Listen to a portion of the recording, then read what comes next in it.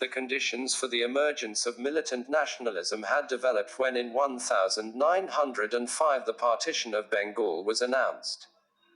On 20 July 1905, Lord Curzon issued an order dividing the province of Bengal into two parts, i.e.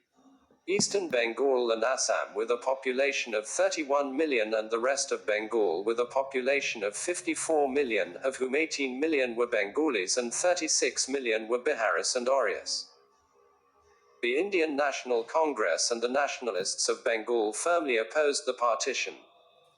The anti-partition movement was initiated on 7 August 1905.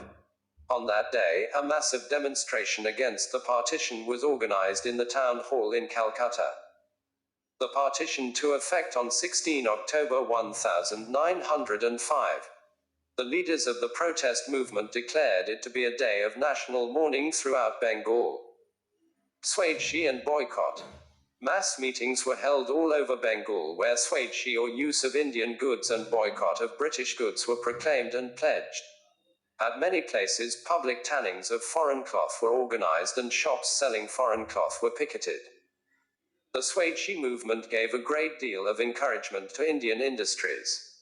Many textile mills, soap and match factories, handloom weaving concerns, national banks, and insurance companies were opened. The Swadeshi movement had several consequences in the realm of culture. There was a flowering of nationalist poetry, prose, and journalism. National educational institutions where literary, technical, or physical education was imparted were opened by nationalists who regarded the existing system of education as denationalizing and, in any case, inadequate.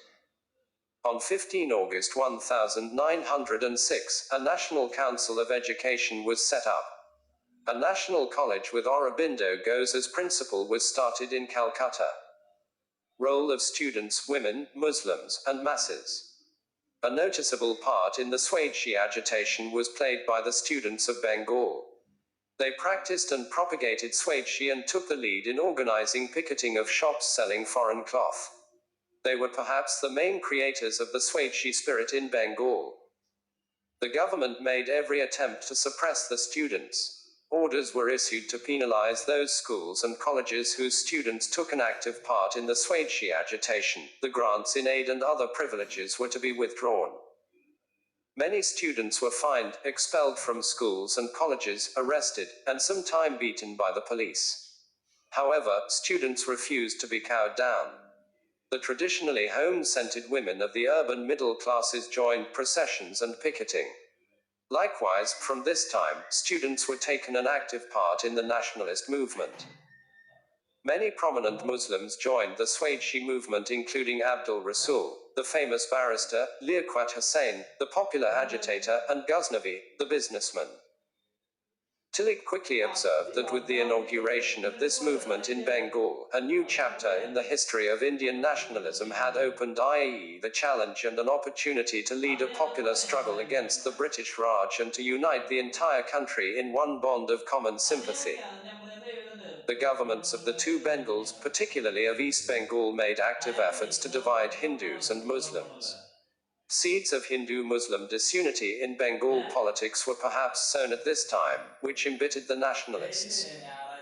As the consequences of Swadeshi movement minus shouting of Bond Mataram in public streets in East Bengal was banned.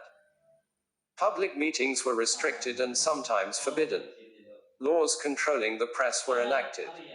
Swadeshi workers were prosecuted and imprisoned for the long periods. Many students were given corporal punishment.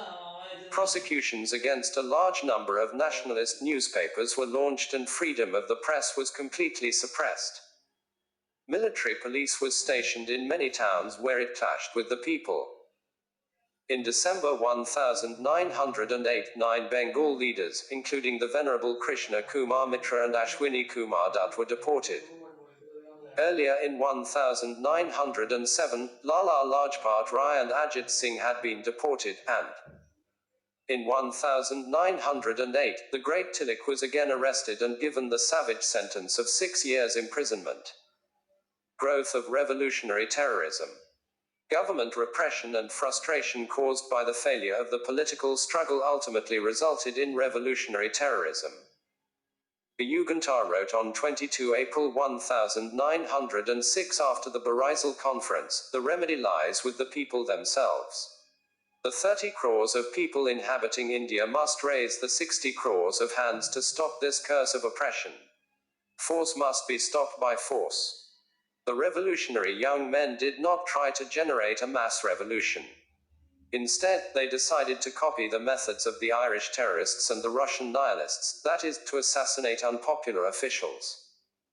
In 1897, the Chapekar brothers assassinated 2 unpopular British officials at Pune. In 1904 VD, Savarkar had organized the Avanava Bharat, a secret society of revolutionaries. After 1905, several newspapers had begun to advocate revolutionary terrorism. The Sandhya and the Jugendtar in Bengal and the Kal in Maharashtra were the most prominent among them. In April 1908, Khudiram Bose and Prafulla Chakki threw a bomb at a carriage, which they believed was occupied by Kingsford, the unpopular judge at Muzaffarpur. Prafulla Chakki shot himself dead while Khudiram Bose was hanged. Many secret societies of terrorist youth came into existence. The most famous of these was the Anushilan Samiti, whose Dhaka section alone had 500 branches. Soon terrorist societies became active in the rest of the country also. They became so bold as to throw a bomb at the Viceroy, Lord Hardinge, while he was riding on an elephant in a state procession at Delhi. The Viceroy was wounded. The terrorists also established centers of activity abroad. In London, the lead was taken by Shyamji Krishnavarma, VD. Savarkar, and Hardale, while in Europe Madam Karma and Ajit Singh were the prominent leaders. The terrorists did make a valuable contribution to the growth of nationalism in India.